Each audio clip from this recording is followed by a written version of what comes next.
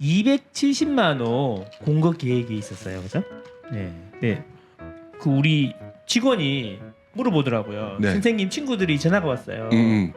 자기가 다주택자니까 270만 호 공급한다 그러니까 너 네. 이제 큰일 났다. 네. 뭐 이런 이야기를 들었다고 하더라고요. 네. 270만 호 공급 계획이 이게 실현 가능할까요? 또 그리고 시장에 영향을 줄까요? 그냥 결론부터 제 개인적으로 가진 생각을 가지고 솔직하게 이런 걸 원하시니까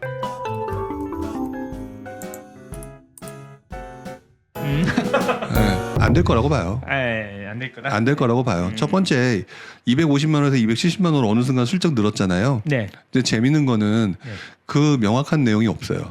없어. 네, 내용이 없어요. 그리고 이미 지난 몇 년간 여러분들 그 사이 다 까먹고 계셨겠지만 뭐 예를 들어 3기 신도시, 뭐 삼기 태릉 무슨 어느 지역 뭐 예. 이미 네. 우려먹을 수 있는 거 다 우려먹고 난 다음에 그거 아직 하나도 안 지었거든요. 맞아요. 250만 원, 270만 원에 다 들어가 있는 내용이고 이미 다 들어가 있는 내용이고 3기 신도시 사실 몇 년도부터 얘기 나왔어요? 2019년도인가요? 하여튼 그 정도부터 얘기 나왔는데 지금 2022년 3년 동안 네. 우려먹다 이제 뼈만 남았는데 사골국. 예, 사골처럼 뼈만 남았는데 여전히 네. 이제 그것도 내세우기가 어려운 거라고 저는 보여지고요. 네네. 그리고 실제로 그런 것들이 이제 어쨌든 3기 신도시는 지금 보상하고 있는 중이니까 네네. 드러나겠죠. 네. 그러니까 270만 원 자체에 대해서 너무 신경 안 쓰셔도 될 게 그리고 재밌는 게 저는 이제 어떤 거를 느꼈냐면 270만 원을 명확하게 설명하지 못했고 그걸 네. 앞으로 이제 계획 이렇게 세워서 하겠다. 계획 세워서 얘기하겠다는 얘기는요.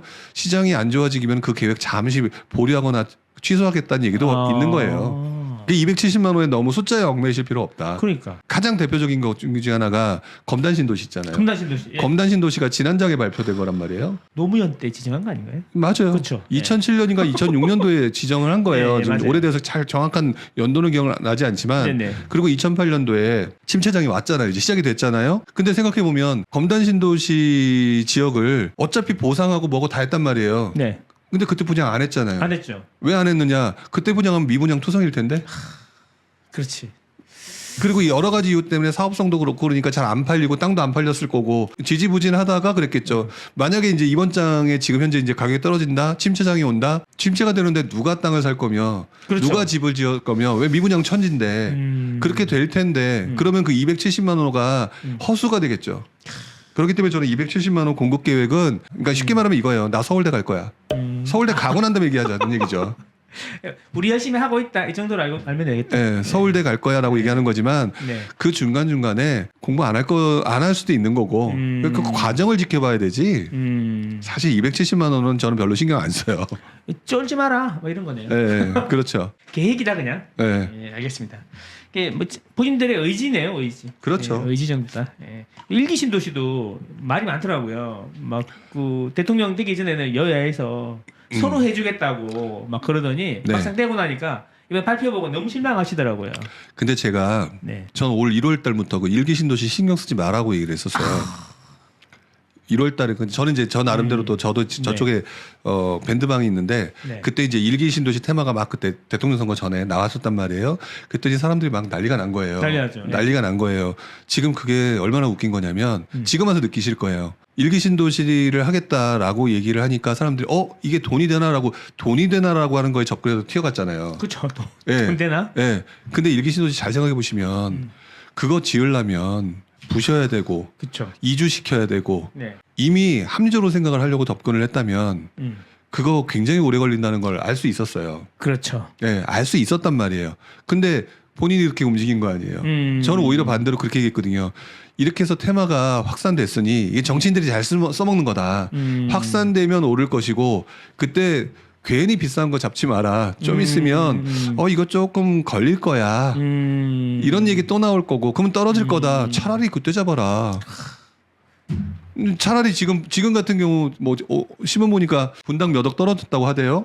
네네 그런 이야기 나오더라고요. 그러면 그때 사는 사람과 지금 사는 사람 제가 이제 앞에도 얘기했지만 싸게 사서 비싸게 파는 걸 목적으로 해야 되는 게 투자의 원칙인데 네. 이럴 때 사야죠. 아. 이럴 때 해야죠. 그러니까 일기 신도시, 네. 일기 신도시라고 하는 거는 앞으로 10년간, 뭐 한 15년간 네. 계속 이어질 수밖에 없는 테마일 거고 네. 그 테마를 그냥 언제 어떻게 될지 모르는데 그것도 뭐 2024년 이후에 하겠다라고 하니까 뭐 총선 때 아니냐 이게 그러니까. 정치적으로 이용한 거 아니냐 네. 이러면서 막 흥분들 하시던데 그 이미 꿰뚫려 보고 있으셨어야죠. 라고 생각이 들어요. 그게 쉬운 게 아니니까 부령님께서 자주 말씀을 좀 해주시면 네. 도움이 많이 되겠네요. 그러니까 일기 신도시는요 그냥 10년 갈 거예요. 예. 이 테마가 정치인들이 이용하는 테마로 한 10년 갈 거 같고 그리고 좀 더 냉정하게 이제 일기 신도시 살고 계신 분들 입장에서 속상하실지 모르겠는데 예. 분당이든 그러니까 5대 신도시라고 불리는 지역들이 사람이 살고 있는 곳이에요. 그렇죠. 사람이 살고 있는 곳에 지금도 그쪽의 교통이 그렇게 좋은 게 아니잖아요. 네. 막힐 땐 막히잖아요. 네. 근데 거기다 뭐 예를 들어 용적률 500%를 만들었다. 다는 아니지만 네. 예를 들어 200%도 안 되는데 분당이 그거 전부 다는 아니지만 하이를 한 300%, 350% 만들었다. 네. 교통망이 어떻게 될까요? 뒤집어지겠죠. 그러겠네요. 그런 생각을 하게 되면 그래서 도시계획을 다시 세워야 돼요. 그러면 지금 도시계획 다시 세우고 뭐 기껏해야 그래도 1, 2년은 걸리겠지만 그런 거 하고 뭐 하면은 우리 투자자 입장에서 보면 왜 이렇게 오래 걸려? 이게 왔다 갔다 할 거라는 거죠. 그러니까 저는 일기 신도시를 가지고 입주할 거 생각하지 마라. 테마가 발생하거나 여기서 실망 매물이 발생하거나 이런 게 계속 반복되니까 상승과 하락이 반복될 테니까 그 타이밍을 노려서 조금이라도 싸게 나왔을 때 이왕이면 일기 신도시는 분당이 좀 더 낫겠죠 아무래도. 네. 그러니까 그렇게 생각하셔서 좀 더 좋은 입지 들어간다 이렇게 생각하시는 게 훨씬 더 낫다. 근데 그걸 가지고 일기 신도시에 엄청난 기대를 하거나 몰빵을 하거나 이거는 좀 아닌 것 같고요. 지금도 사실 오히려 떨어졌을 때가 들어가는 타이밍이 아닐까요?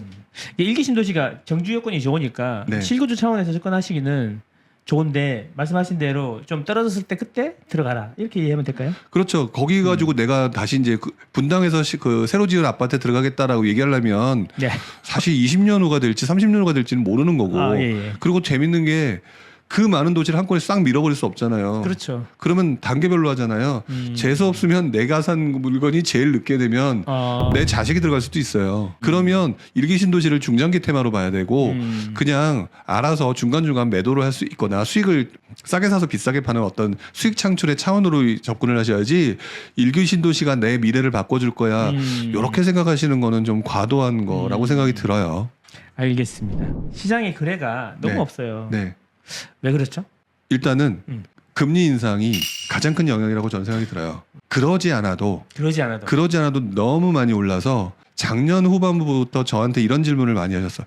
이렇게 많이 올랐는데 사도 될까요? 그러니까 너무 많이 올랐는데 누가 살 수 있을까라는 고민을 한 거죠. 네. 이런 심리가 보였던 상황에서 지금 금리 인상이 그것도 굉장히 빨리 단기적으로 하다 보니까 살려고 하는 사람들도 지금 추춤거리는 상황이 왔잖아요. 네. 금리 인상의 속도가 제가 그동안 저는 2006년도부터 쭉 봐왔던 거에 비하면 금융위기가 와서 금리를 급격히 떨어진 적은 봤었어도 네. 이렇게 금리를 급격히 인상한 적은 처음이에요.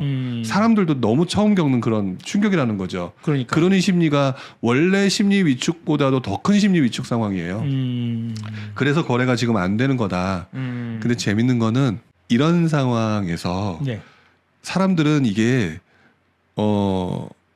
몇 개월 지나면 까먹어요. 그리고 적응해요. 네. 이 금리를 가지고 적응하고 또 맞춰서 돌릴 거예요. 네네. 이 금리를 가지고 또 그 와중에 이제 영끌했던 사람은 이제 떨어지는 가격대에 매도를 하겠죠. 네. 그 가격으로 샀을 때 얼마를 벌 수 있을까? 이런 것도 머리로 돌릴 거예요. 네. 우리 생각해 보면은 7년 8년도에 처음 그 8.2 대책 나오고 9.13 대책 나올 때 네. 그때의 충격이 어땠는지 한번 생각해 보세요. 그렇죠. 엄청난 충격이고 그때 한 5, 6개월 정도 3개월에서 5, 6개월 정도 분위기 확 죽었었죠. 그렇죠. 예. 그리고 난 다음에 다시 올라갔잖아요. 예상보다 너무 셌어 그때. 예. 그렇죠. 망각의 동물이에요. 사실 저는 두 번째였거든요. 예. 마찬가지시겠지만 예. 예. 8.17 옛날에 노무현 때 그때 한번 받았는데 사실 제가 예상했던 것보다 훨씬 크게 와가지고 저도 약간 멘붕이 왔던 것 같아요. 네, 멘붕이 왔단 말이죠. 근데 네. 그게 시간 지난 다음에 슬그머니 다시 원래대로 복귀를 했죠. 더 재밌는 거는 그때가 저기 무슨 대책인지 지금 어렴풋이 기억이 안 나는데 그 네. 취득세 중과 네네. 취득세 중과 뭐 해가지고 다 모든 양도세, 취득세 뭐 다 잡았을 때 2020년 초. 예. 예, 그때 그 대책이 딱 나오니까 사람들이 완전 멘붕 왔잖아요. 617, 710. 예, 아 맞아, 710. 네. 710 그렇게 딱 하니까 아 이제 부동산 투자 못 하겠네. 네. 웬걸 의지 한국인들이 네. 드디어 하나 또 찾아냈잖아요. 공시지가 1억 미만. 그러니까. 이런 것들이 발생한다는 거죠. 네, 네. 그러니까 저는 거래가 없다 이 상황이요. 음. 지금 여러분들 지금 거래를 못 하고 지금 집을 못 사니까 마음이 시간이 굉장히 느리게 가는 것 같은데 사실상 그 부분을 생각하면 금리 인상부터 지금까지 몇 개월 안 됐어요. 지금 작년부터 1년이다라고 얘기하는데 작년에는 전세대출 중단이에요. 예, 맞아요. 작년 9월달에 전세대출 중단이었기 때문에 거기에서 심리가 위축됐죠. 예. 이제 그렇게 해서 계속 한 대씩 얻어맞다가 지금 그렇게 빠진 거예요. 금리 인상 때문에. 네. 이제 이렇게 금리 인상되면 이제 경기 침체기가 나온다니까요. 그렇게 되면 이제 조금씩 마음의 안정을 찾으면서 사람들은 분명히 상품 이동을 하거나 이런 형식으로 뭔가 나오게 될 것 같아요. 네네. 그렇기 때문에 그 거래가 지금 없다라고 하는 것들에 대해서 네. 너무 걱정하실 필요는 없다. 그런데 이제 그런 것도 있는 것 같아요. 이제 실제로 실수요자 분들께서 네. 이제 애기들이 이제 초등학교 들어간다든가 이제 공부 때문에 이사를 가셔야 되고 또는 이제 뭐 일시적 1가구 2주택 해가지고 뭐 올해 안에 꼭 팔아야 되는 분도 계시고 네. 그런 분들은 이제 거래가 좀 돼야 될 텐데 네. 그래야지 뭐 이사도 가고 뭐 이렇게 그래 할 텐데 좀 거래가 좀 풀릴까요?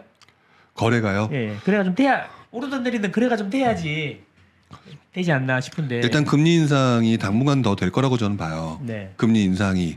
그러니까 일단은 저는 1차적으로 저도 이제 언제까지 될지는 모르니까 다만 한 1년 정도는 될 거라고 보거든요. 1년 1년 정도는 더 가능성이 높다라고 보는 입장인 거고 그렇게 됐었을 때 이제 잘 따져 보셔야 돼요.